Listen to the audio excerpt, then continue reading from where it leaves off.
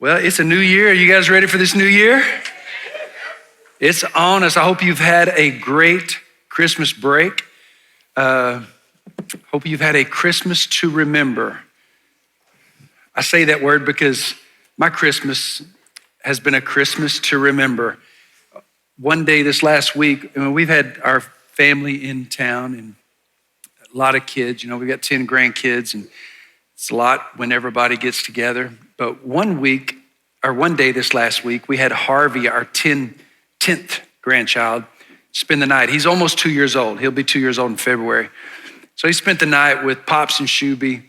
And I'm saying that because it could have been due to sleep deprivation or just distraction that this next story happened.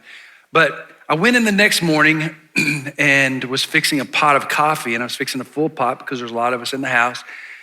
So I prepared the coffee, put it in the basket, even put a little cinnamon on top of it because that helps neutralize the coffee smell that Starla can't stand because of the COVID thing. I shared that the other week. Coffee's another thing she can't stand, but I put cinnamon on it, it's tolerable. So I was putting the cinnamon on there because I'm a servant. Okay, all right. I like it too, don't get me wrong. But I was putting it on there and then got it all ready, pushed brew, and then left to go get a bowl of dog food for our new dog, a dog that I got for Starla for her birthday this past October. And I want you to meet Mac. If you haven't met Mac yet, this is Mac. Mac's only 4 months old, but he's only about a fourth of the size that he's gonna end up being, but he loves riding around on the four-wheeler with Starla, and that's Mac. So I went to get Mac some food and got him the food, and then came back to check on the coffee because I was gonna take Starla a cup of coffee that morning. When I came back, the coffee was almost finished brewing. Almost the whole pot. There was one small, slight problem. The problem was that I had forgotten to put the carafe under the coffee pot. Oh yeah, the coffee was almost done brewing, but it was all over the countertop. Everywhere, it was dripping off. And I don't know if you've ever had one of those moments, but it's like, I didn't know where to start. I just panicked for a minute. Literally, I grabbed my hair and went, what? I didn't know where to start because it was dripping everywhere. And then all the little other things that were up on the countertop were all covered. So anything I picked up was dripping coffee. So anything I tried to clean up just created a mess someplace else.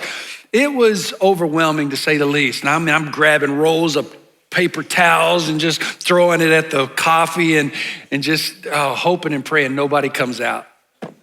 So I got it all cleaned up, got a new pot of coffee brewed, and went in and took Starla the coffee, and she just kind of looked at me and said, everything okay in there? I said, sure.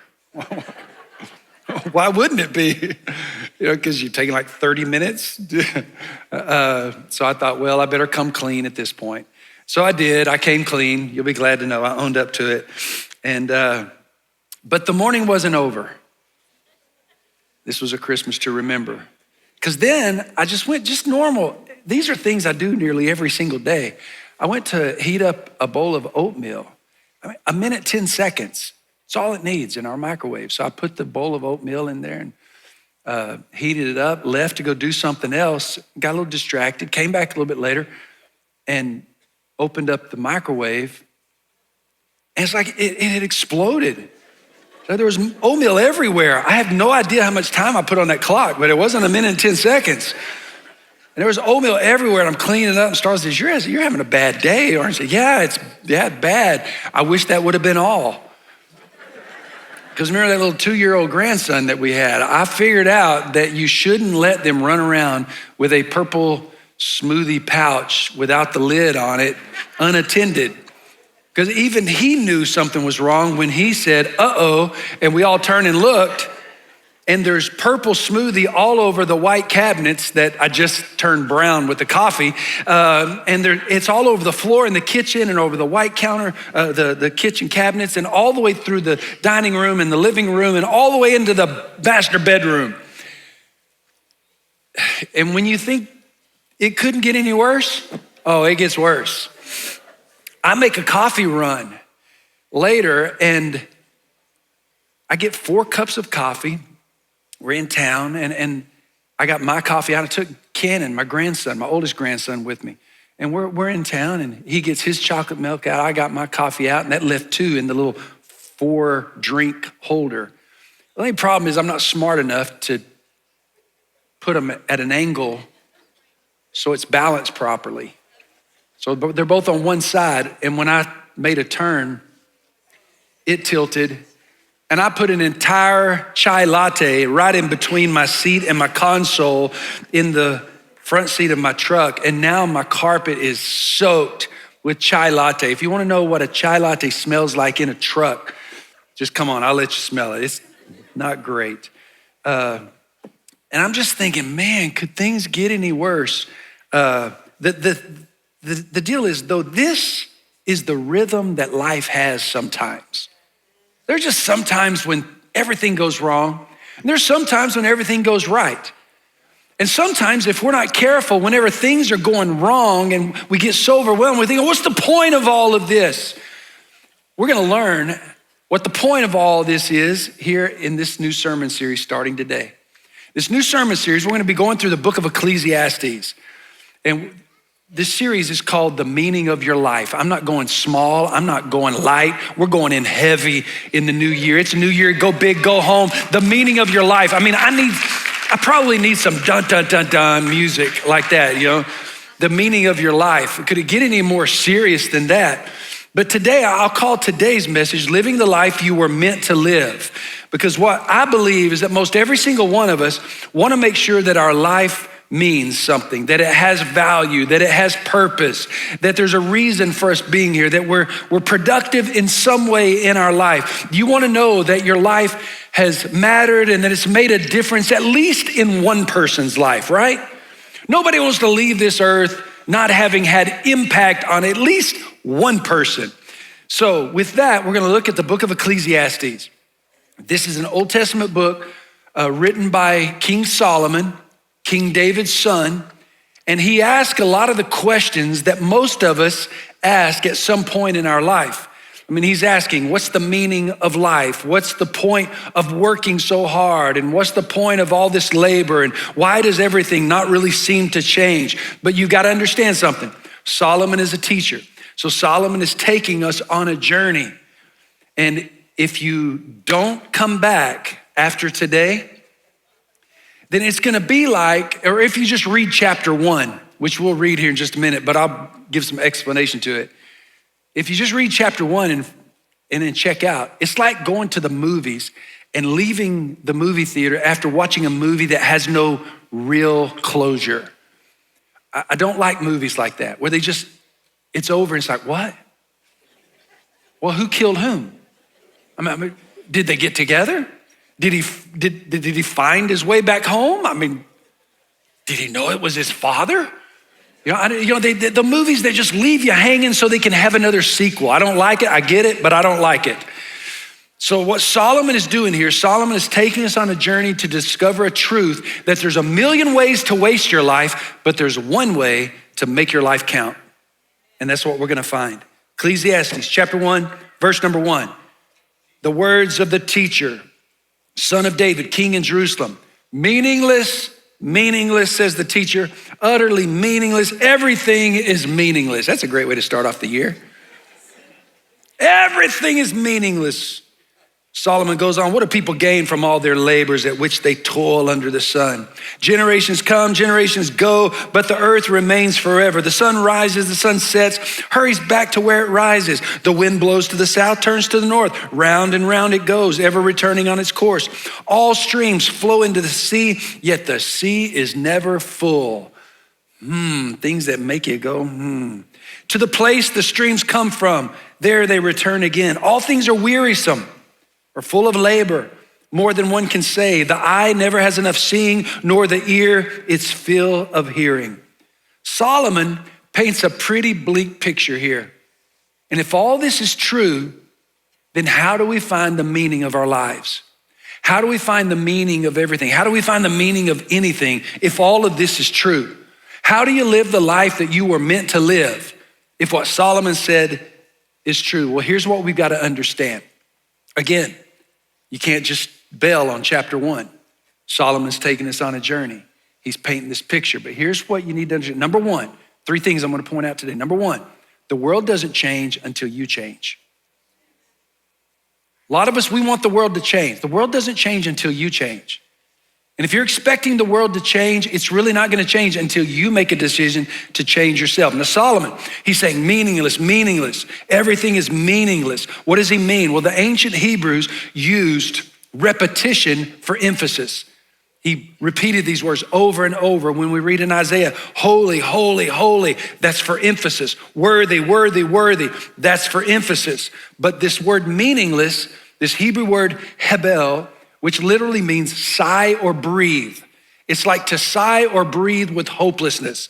It's whenever we have this frustration that nothing's gonna change, the world just keeps revolving, keeps going, keeps turning, and nothing changes. Well, Solomon gives voice in these verses to the feelings that we probably all have had sometimes, that no matter how much we try, no matter how much we work, nothing seems to change. And we've probably all felt that frustration. We wake up in the morning, we get ready, we go to work, we eat at the same place, same time, same people, same food, come home, watch TV, go to bed, get up, get ready, go to work. It's like the same old thing. It's like we're all have a version of our own Groundhog Day movie, and we're all Bill Murray. That's what it's like.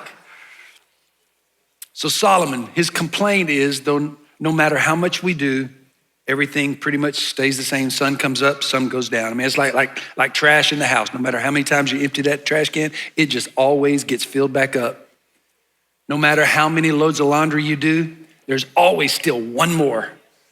It's like it never ends. But here's the real problem. If we're willing to be honest, I don't think it's the unchanging nature of life that we really have a problem with. I think if the sun did not come up tomorrow, we would probably have a bigger problem with that than the sun coming up with amazing consistency. The problem is we don't change for the same reason that Solomon didn't like change. Because Solomon wanted to blame everybody else and everything else on the lack of change. We don't change because I think we love the routines that we say that we hate. You know why? Because we recognize when Solomon said everything is wearisome, meaning everything is full of labor. It takes work. And here's why we don't like change, because it takes work. It takes work to change. It's labor to change. It's hard to change. It's easier to blame everything else and everyone else and never really take the hard steps to make the change. And that's what Solomon is frustrated with. So I'm here to challenge you. Quit wasting your time on the here and now. Quit wasting or blaming everything on the here and now. Plan for the future and work towards the life that you were meant to live. And here's another example.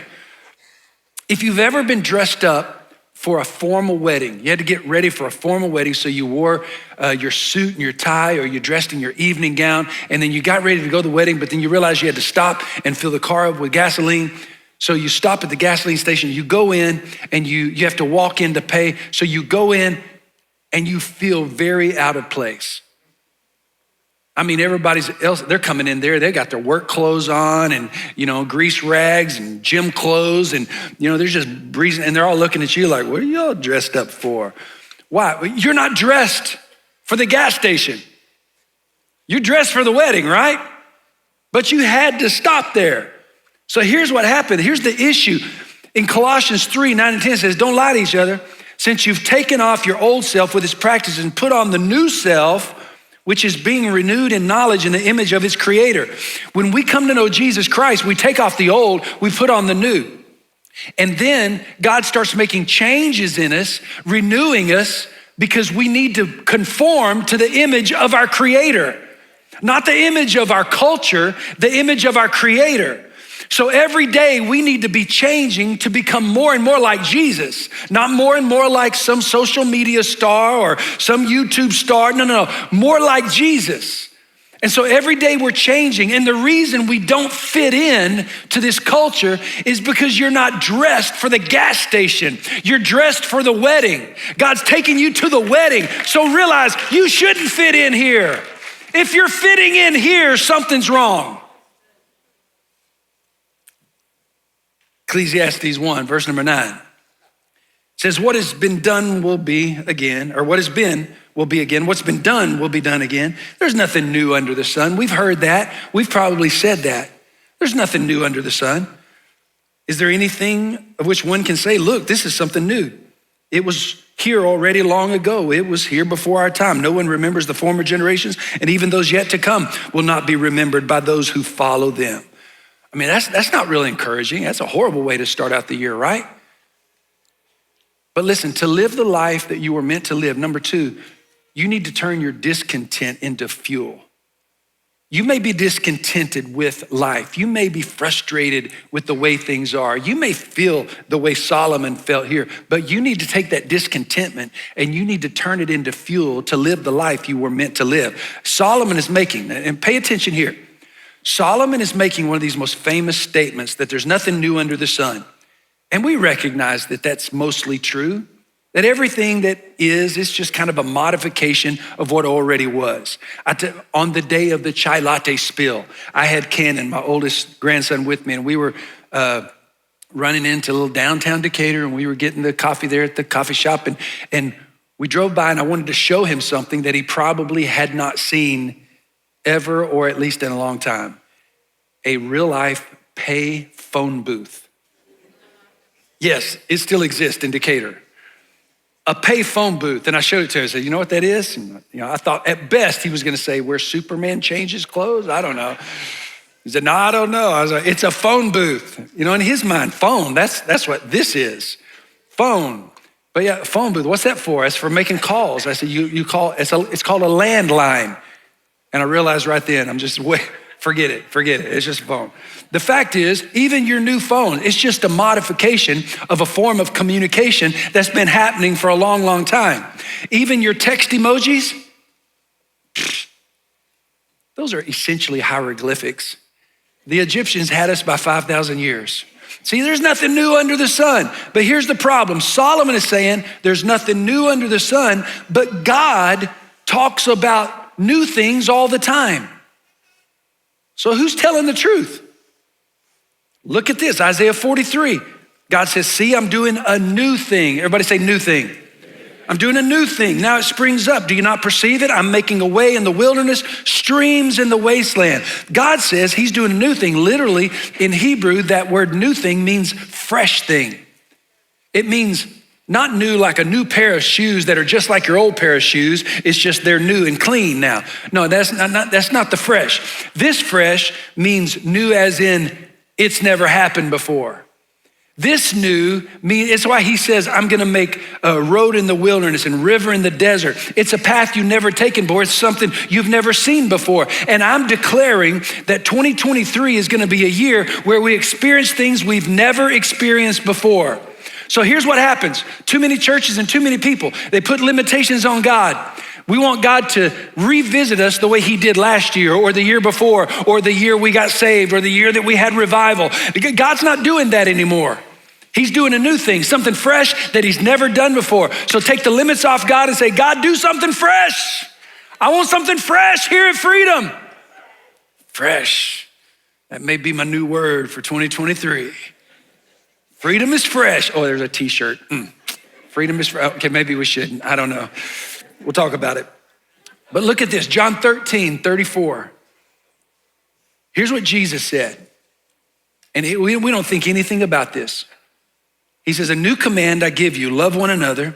As I've loved you, so you must love one another. By this, everyone will know that you're my disciples if you love one another. Now that doesn't seem controversial at all, does it? That's just normal. Okay, that's what we know. That's who we are. We're Christians and we are known by the way we love one another. But this was very controversial at the time because every Jewish child learned and memorized 613 commandments. Not one, 613 commandments. And you were not to add to those commandments.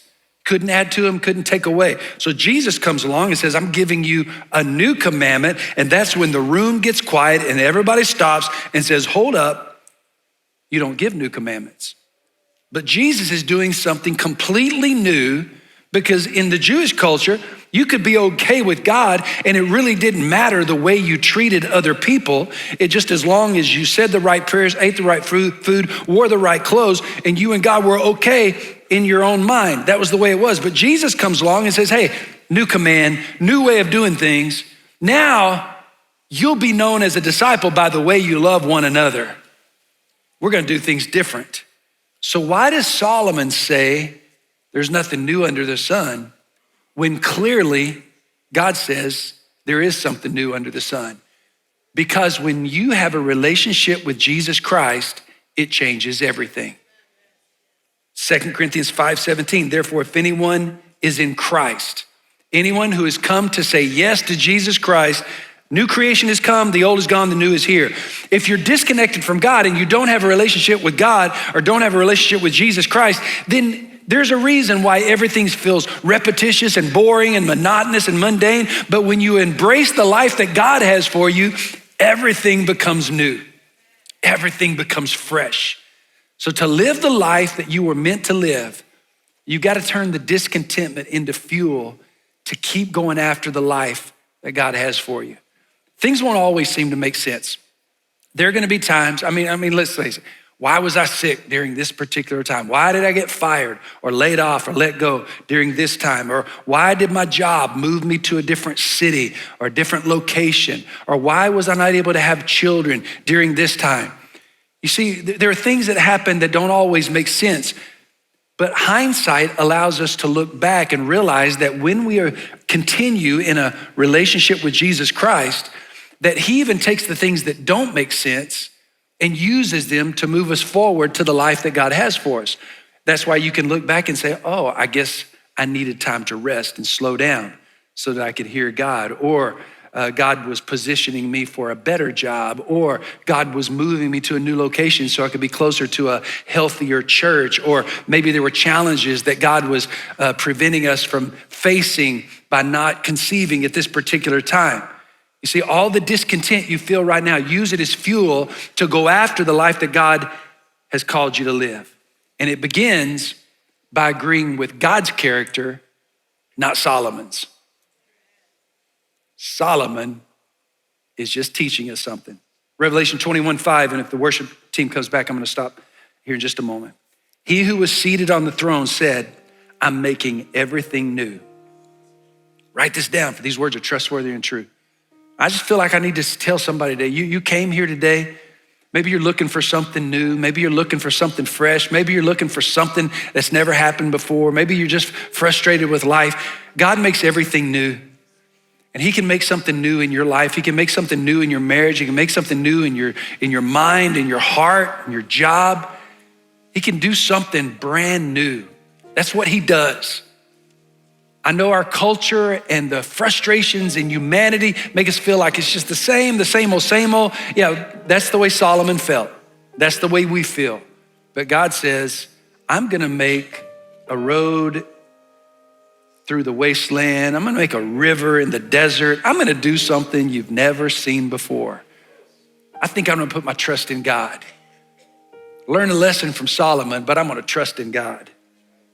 Here's the last portion of this chapter, verse 12. It says, I, the teacher, was king over Israel and Jerusalem.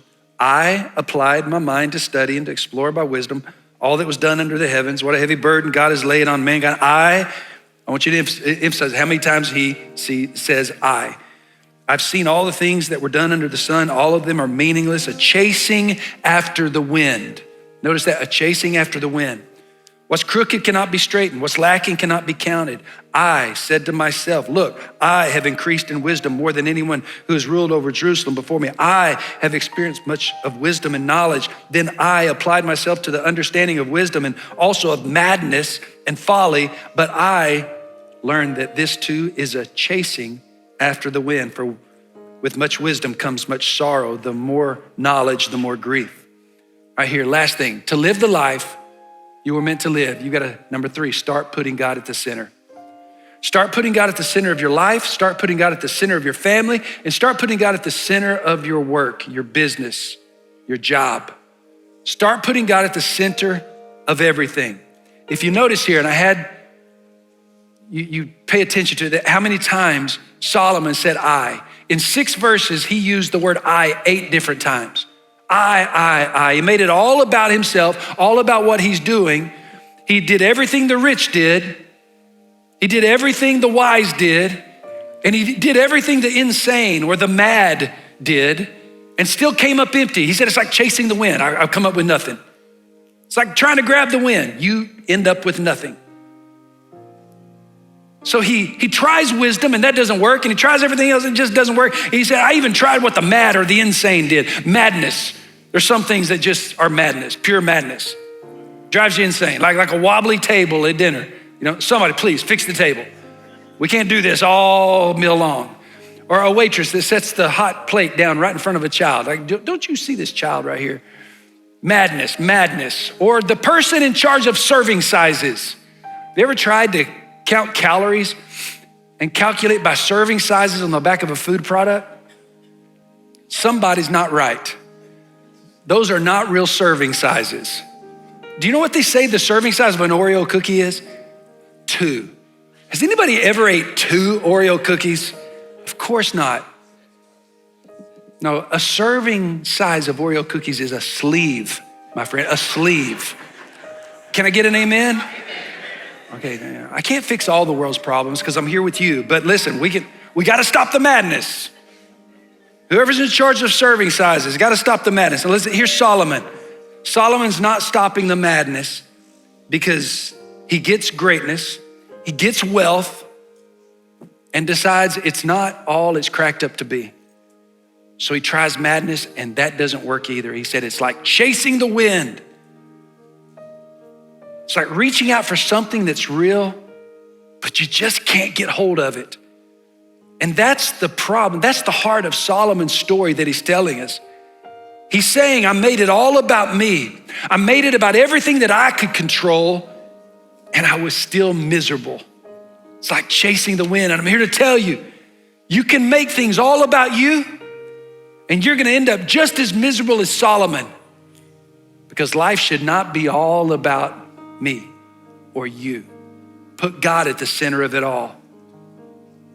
Now, his frustration was, he felt like everything that he had tried left him like a person chasing after the wind. Nothing. But look what he learned later in Proverbs 30, verse number 4 and 5. Look at this. This is what Solomon, same man, learned later. He said, who's gone up to the heaven and come down? Whose hands have gathered up the wind. One version said, whose hands has grasped it in his fist. Who actually grabbed the wind and held on to it? Who's wrapped up the waters, the oceans in a cloak? He said, who has established all the ends of the earth? What's his name and what's the name of his son? Surely you know. Because every word of God is flawless. He's a shield to those who take refuge in him. What was Solomon saying? He said, I tried everything. It's like chasing the wind. But I found the one who could hold the wind in his fist. I found the one who could gather up the oceans in his cloak. I found the one who was flawless, and that's the one you need to put your refuge in. That's who you need to put your trust in God and God alone. Everything else, my friends, is chasing after the wind.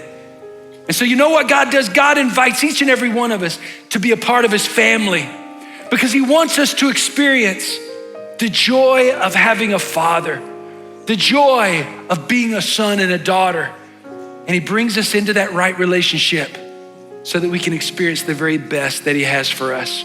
You see, we're all his creation, but we only become a son and a daughter of God when we can call him our Father. And how do we do that? By accepting his son, Jesus Christ. Amen.